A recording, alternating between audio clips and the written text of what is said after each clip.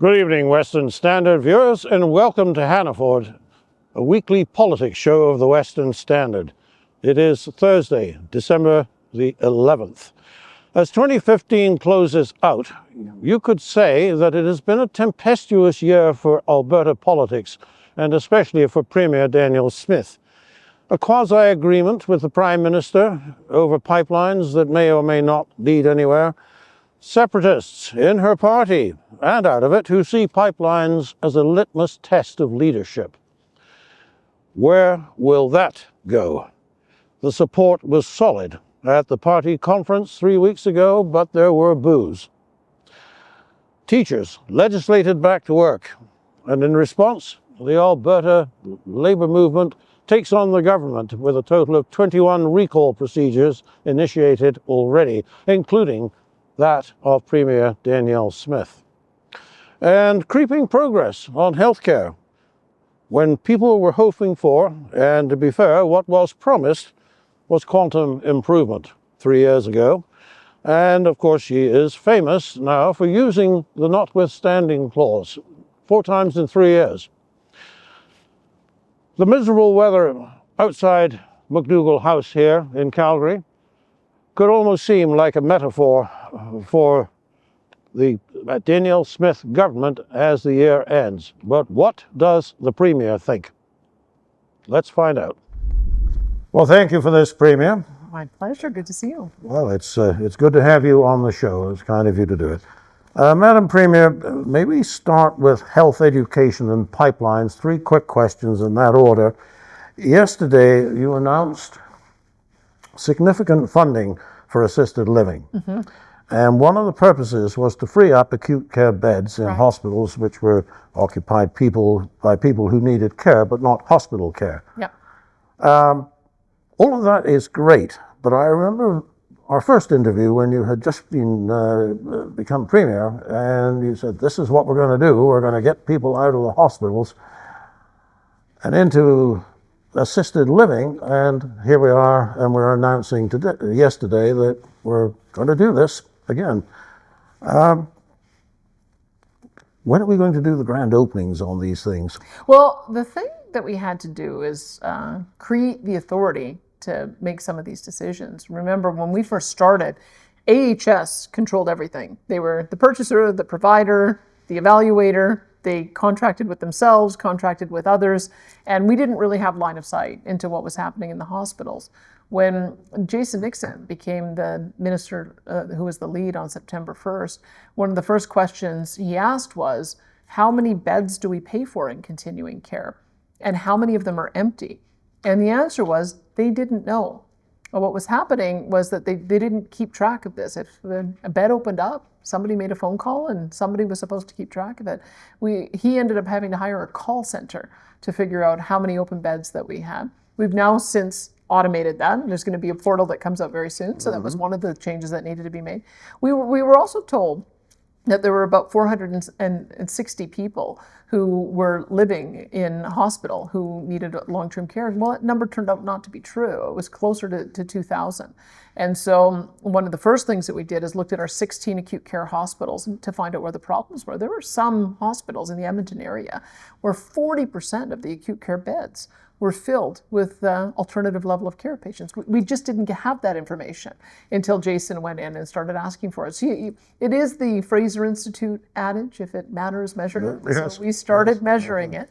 And as a result, we're now down to less than 1,000 in our 16 acute care hospitals. We're bringing the Edmonton area down into alignment with what we see elsewhere. I mean, it's great that you've moved them out of the hospital, but do you mean you had these places that they could have gone just sitting empty? We had a few. We had some beds, that were sitting empty that we were paying for, and we had to have a conversation with our service providers, saying we need to find places for these individuals. Some of them were very complex. There were 7 people who'd been in hospital for 1,000 days or more, and if we added up, it was a collective 18 years of them being in hospital. So we had to find dedicated places for them to support their complex needs. When you say complex, some have dementia or mental health issues, some have addiction issues, some have anger management issues.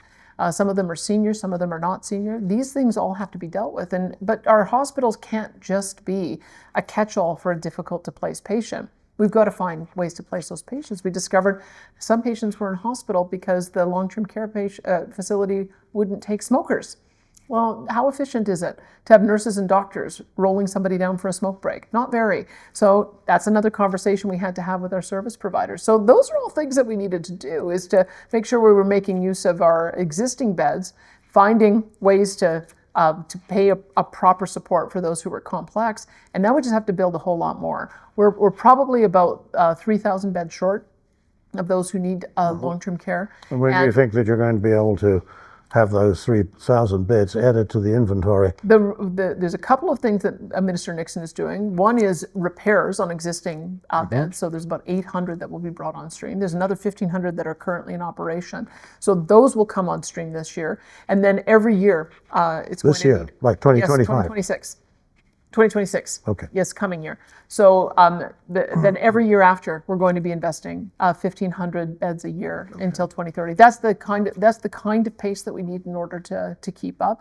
But the other part is the culture that we're trying to create, and the structure we're trying to create. Is we know people want to live at home in their own homes for as long as possible. So let's begin with giving the wraparound supports with home care and personal care and renovations.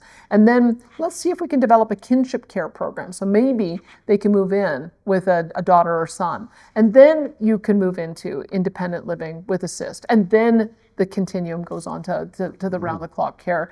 And so if we can keep people in their own homes as long as possible, that really should be something that's going to be beneficial, not only for taxpayers, but I think more importantly, for the person receiving the care themselves. So we are well on our way, and we just wouldn't have been there if we hadn't made some of the structural changes that we did September 1st.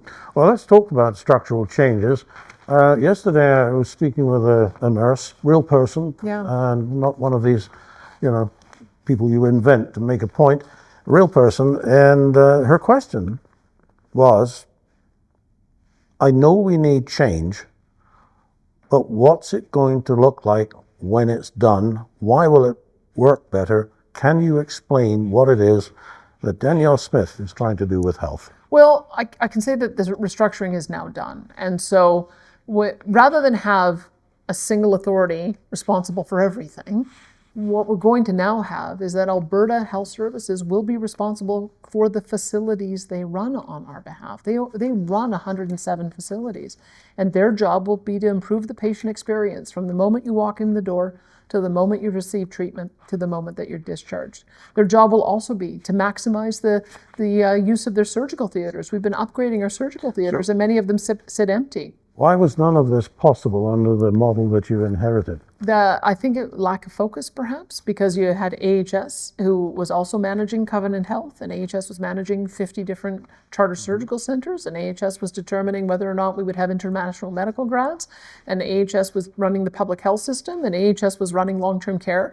So it's a focus issue. So now they will be focused on running the 107 facilities that are under their purview, and we will have under our primary and preventative care, we will be making sure that everybody is attached to a family doctor. That's going to be a separate area, so we can do international recruitment to make sure we have enough doctors and nurses so that everybody has a family practitioner.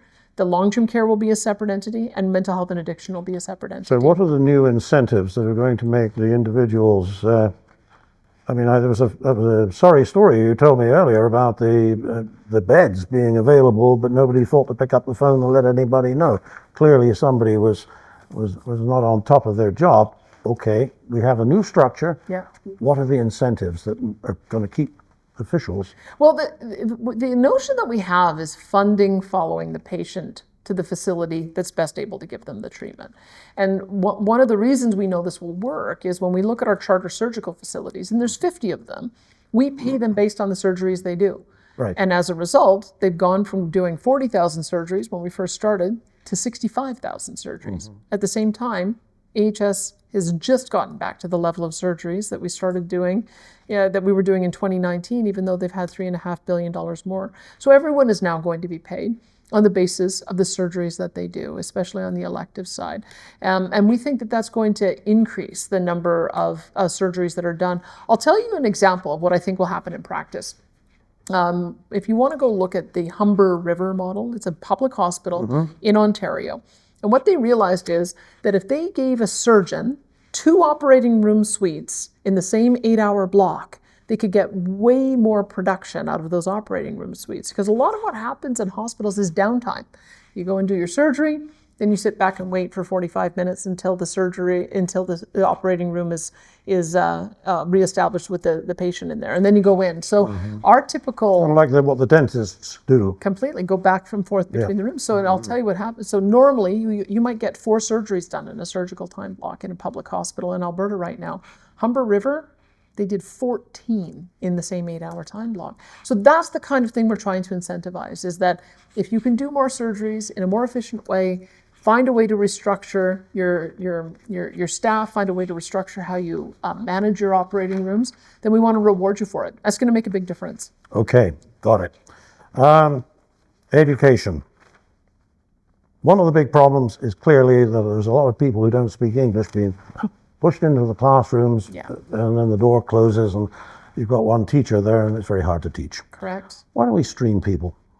Well, we're having that conversation now. One of the things I'd say about what we've learned about the complexity issue is that we have a number of kids who are in the classroom who have very high needs, aggression issues, or very high medical needs. And so we know that there are specialized classrooms in a lot of different school systems where those kids are getting smaller classrooms, more one-on-one. Maybe we need to do more of that. But when we looked at the data, what we discovered is that the number of kids who speak English as a second language has doubled in the last 3 years. It is now up to 96,000 students in a school system of 750,000 kids. And so the good news about English language learners is it's one of those things that with the right resources, somebody can become well-spoken in English. So we have to find new ways to make sure that those kids get connected with resources. And I can give you an example. We had a large number of Ukrainians who came during in the immediate months following the Russian invasion of Ukraine. And many of them found themselves in the school system. I met a couple of young girls, one who'd been here 6 months, one who'd been here 9 months. And they were able to give a presentation about a business idea at Junior Achievement after being here for a very short period of time. But you have to put the dedicated resources in so they can develop that ability in English so that they can then go on to be integrated into a classroom. So I think what you'll see in the new year, as we've identified that is the biggest part of the pressure in our classrooms, we will have some dedicated resources for that. Okay. All right. Let's talk pipelines for a moment. Yesterday in British Columbia, the court ruled that BC legislation has to conform to UNDRIP and UNDRIP, United Nations Declaration on the Rights of Indigenous Persons, all their legislation has to conform to that. That puts an awful lot of leverage in the hands of Indigenous BC leaders, just at a time when you have a memorandum of understanding with the Prime Minister about pipelines that even he fell short of saying, well, if we say it goes, it goes. Everybody has to be on side. I know you still believe in the pipeline, but why? There seems to be so much working against it. Well, I can tell you, I've been critical of judges' rulings and how it's upended a lot of the legislative agenda that we've wanted to do, and so I've had to use the notwithstanding clause a few times. I noticed with great interest that Premier David Eby is now saying how outraged he is at the decisions coming down on the court that has upended his private property and land titles legislation, as well as his mineral investment regime. So he is going to, it sounds to me, do some either modifications to the legislation or challenge that in court. So I think we're all beginning to see that from time to time, judges don't always make a decision that's in sync with the people, and then they're not always right. So I'm going to watch to see how that unfolds. But when it comes to Indigenous resource development, one of the things I would point out in British Columbia is it was actually the Indigenous communities that led the development on LNG. I know we had a hard time getting Coastal GasLink built, but in the end, the reason why LNG Canada and Silisms and wood fiber and others are being proposed is because there's Indigenous proponents to it. So we think that that's a good common ground to start from. And so my Indigenous Relations Minister has been going to BC quite a lot and having a number of meetings to begin the engagement. If we find the right port, and I have to tell you, I mean, I just saw an interview with the Prince Rupert Port Authority saying that Prince Rupert is probably the safest port in Canada because it's right on the water, deep water, very little navigation, straight run to Asia in 8 to 10 days. I think that that is a good starting point if we're talking about safety and talking about the way in which we can get our products to market on an established port. And we've got to work with the nations in order to have a joint ownership. And I think So you still believe we'll get a pipeline out of all of this? All right. I wouldn't have signed the MOU if I didn't think so. But in the meantime, we also got rid of the emissions cap. We also got rid of the clean electricity regs. Those were the two things I've been advocating against for the past 3 years. We had national advertising campaigns, and it's already demonstrated that it's having an impact on investment decisions. You've got Enbridge, you've got Trans Mountain, you've got South Bow, all talking about new projects to increase the amount of egress for pipelines. You've also got Capital Power talking about how now that the clean electricity regs are gone, they want to do a major investment in natural gas power generation, which will fuel AI data centers. So those two things alone, I think, are going to make a huge impact in our investment climate. And then I just have a little bit more work to do to work out the technical specs for the pathway and route on the pipeline to the BC coast, but I'm confident that we'll be able to persuade. Maybe so, because for some members of your party, that getting a pipeline is a sort of a litmus test on leadership. One last thing before we go. Let me just say to that, though. So if we get 400,000 barrels from Enbridge Mainline, if South Bow does another 650,000 barrel line, if Trans Mountain expands 360,000 barrels, if we get oil by rail to Sydney, Nova Scotia, if we end up with a pipeline going to Churchill so that we're able to export, I would look at all of that as success. And it's going to take a little bit longer to do the BC pipeline, but what we needed to do is create an environment where all of those projects would go ahead, and that's what I'm hoping that we'll see in the coming months. I notice, to end on a frivolous note, that the Canadian Taxpayers Federation gave you a big thumbs up. They have a naughty and nice list that they publish every year, and apparently the fact that you used the notwithstanding clause and saved Alberta taxpayers $2 billion puts you on their nice list. I don't think anybody would disagree with that. Now, the thing is to stay on the nice list. So for 2026, a tax break for Alberta taxpayers? Well, we're looking at we did our tax break. We accelerated our tax cut this year, so $750 for each individual, $1,500 for a family. But I can tell you, we have a $7.5 billion deficit that we're looking at, because the reality is that our budget needs $74 oil to balance. Oil's been below $60. You can just do the math on that. For every dollar that WTI is short, it's $750 million to our treasury. So that's a big problem that we've got to deal with. We're starting to deal with it because we're investing the income from the Heritage Fund into the fund so that it can grow to $250 billion to generate a new income source for us. But we have to stick with that plan. And we quite frankly are we're not going to be able to balance our budget under the current environment. So that's very much top of mind about how we're going to get back into balance. Madam Premier, it's always a pleasure. Thank you for this, and Merry Christmas. Merry Christmas to you. Good to see you. Thank you.